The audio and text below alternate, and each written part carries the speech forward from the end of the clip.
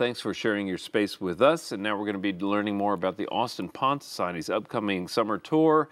It's one of the great events in Central Texas where gardeners tour from pond to pond, getting to experience all kinds of water gardens. And I'm joined by B.J. Jenkins and Karl Tinsley, who are working on this year's tour. Thank you first for being a part of our program. Thank you. Thank you. It's a real pleasure to have you here. And Karl, I'm going to start with you. Tell us how people can learn more about this year's tour. Well, the best place to find information about the tour is on our website, which is www.austinpondsociety.org, and we'll have posted on there times for the tours, where people can buy tickets and things like that. And what are the dates this year? This year the tour is on June 9th and 10th. Okay. A little earlier than in some years past. A couple of years ago we moved it a month earlier because it's so hot later in the summer. Oh, yeah. Well, let's keep our fingers crossed this year, right? Yes. But a really exciting lineup of ponds. We're going to be learning about that just in a moment. But explain how it works for those who've never been on one of these tours. It's essentially a driving tour, and when you buy your ticket, basically what you get is a wristband that gets you admission to these different people's houses. And then you'll have a map with a description of the various ponds and how to get to them. And then you drive to them, and there's somebody at each house checking wristbands. And then basically you get to see ponds and amazing landscaping and everything that mostly people keep to themselves the rest of the year. So. And this year, it really is a regional tour, all the way from Georgetown to how far apart are the different ponds? Not sure. What is the southernmost pond? The one that's the farthest south is off 1826, close to the Onion Creek Man Shack. That's farthest south. Some ponds are 5 minutes apart. Others you might have to drive for 15 minutes. Okay. Well, and we're going to talk about the ponds themselves, BJ. And there's one that is up in the Georgetown area that looks to me like it's worth the price of admission alone on this. It is. It's on a conventional lot, but the pond and the stream is built into the corner. And the waterfall system is 3 streams together that drop different levels and then join at about 1,000-gallon pond, and it is a beautiful landscape. Well, it truly is a landscape, and I mean it's not just a pond plunked down in the middle of something. It works together in a way that I think very few do. It's beautiful, and you know, a lot of people think that this is a pond tour, but it's really a garden tour that happens to have a water feature, a pond in every site. Some of them have 5 ponds, so it's fantastic fun. Well, this one again, really elegant, beautifully naturalistic. So many different things going on here that really worked. So this is in the Berry Creek area of Georgetown, and I know people will really enjoy. Well worth the drive. I'm sure that we'll have a few people making that drive for that. The next one we want to talk about is in the Avery Ranch area, and this is one that has a rock-lined stream and a lot of other features. Tell us about this one. A young couple built this pond, and there's a berm at the end with rock, and then the water flows from that down a stream and into a koi pond that's about 2,000 gallons.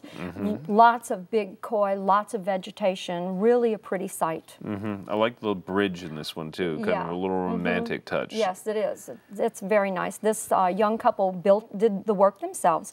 They have 2 boxers and a baby girl, so busy lives. Very busy lives, but a beautiful pond. Well, and this tells you that you really, once you get the ponds built, they are pretty self-sustaining. You know, it doesn't take that much maintenance to keep them going. No, it really doesn't. And you know, and it's nice to have ponds for children because it gives them opportunity to look at the wildlife. Oh, sure. One owner said she built her pond, which is one of the smaller ones on the tour, with her little boy in mind, because he wanted to be able to play in it, chase the goldfish, and play with his sailboats.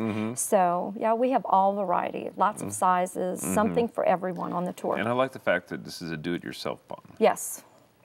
Well, the next one on the list is involves one of our favorite designers, has been a guest on the show, is Kevin Wood.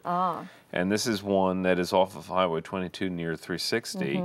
And tell us a little bit about this, because this is very naturalistic looking. Oh, this is a wonderful landscape. The entire front garden is native plants, and the owner, Nancy, decided that she wanted to have wildlife certification, and to have that you have to have water.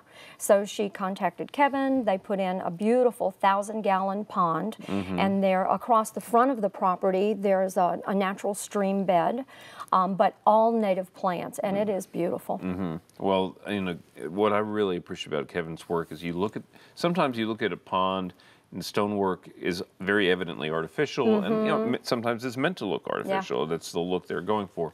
But in his case, you have to look at it twice because it looks so natural. You really do. There's a skimmer at this site, and I couldn't find it. Usually you can tell because they're under a rock. Well, this one's completely hidden. It's a beautiful pond, and has lots of interesting touches of Africa because the owner has traveled there. And so it's a great site, I understand there's a giraffe in the front yard. Yes, only 6 foot. Okay. Now, the next one we're going to talk about is in the Spicewood Springs area, and we were looking at the images of these, and I had to say, I was just blown away. And I've seen video of this garden before, but visitors are in for a unique experience. This is, yes, this is a treat. This pond, I think, is for the older boys on the tour who have always wanted a garden railroad.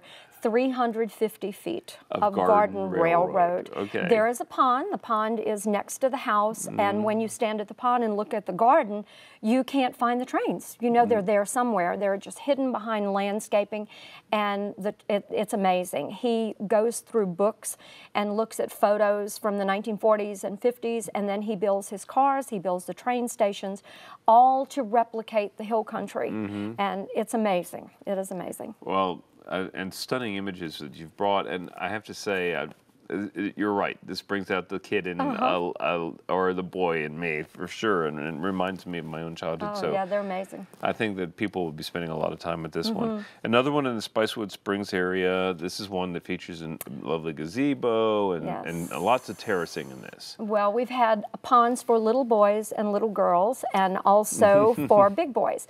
This one is the pond for ladies because it is just the most beautiful Victorian setting.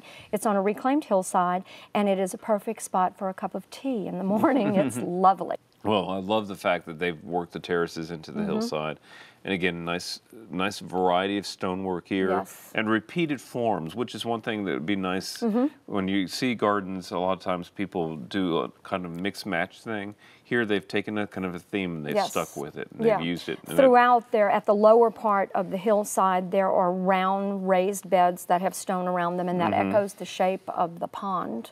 And there's also an interesting wall at the bottom that they say was built by Amish settlers in the 1800s, and that runs along the very bottom of the hillside. Cool. It's a beautiful site. A little history as people go, so that's cool. And the final one that we're going to be highlighting here is on Murmuring Creek in the Oak Hill area. Yes. Okay, this one is all owner built. There are 5 ponds, and because we had such a mild spring last year, the gardens are so lush. Really a beautiful site. Lots of different kinds of water features. 5 ponds. 5 ponds. 5 ponds that are all EPDM lined, you know, the rubber lining, and big koi. So it's another great site. Well, and the fish and the koi are often the star attractions on the tour. And people love, I think, getting information from the homeowners on these. And the owners are so proud. They have just worked so hard to be ready for the tour, and it's delightful. It's great fun for everyone. Okay. Well, Karl, once again, let's give people kind of the basic information now that we've whetted their appetite. Right. The tour is June 9th and 10th. Okay. And there's also a night tour on the evening of the 9th. Okay, and that's one thing we haven't really talked about. That this is really, to see a lot of these underneath the artificial lights or moonlight is a special experience. Yes, and I've seen 2 of the ponds that are on the night tour, and they are just overwhelming in how spectacular they are, both during the day and at night. So they're really wonderful. People can find out more information on www.austinpondsociety.org. All right. Well, thank you both so much for coming on and sharing information about this year's Pond Society Tour. Again, always an important part of the Austin calendar, so we're really appreciative of you coming on board Central Texas Gardener. Thank you so much for having us. Okay. Coming up next is our friend Daphne.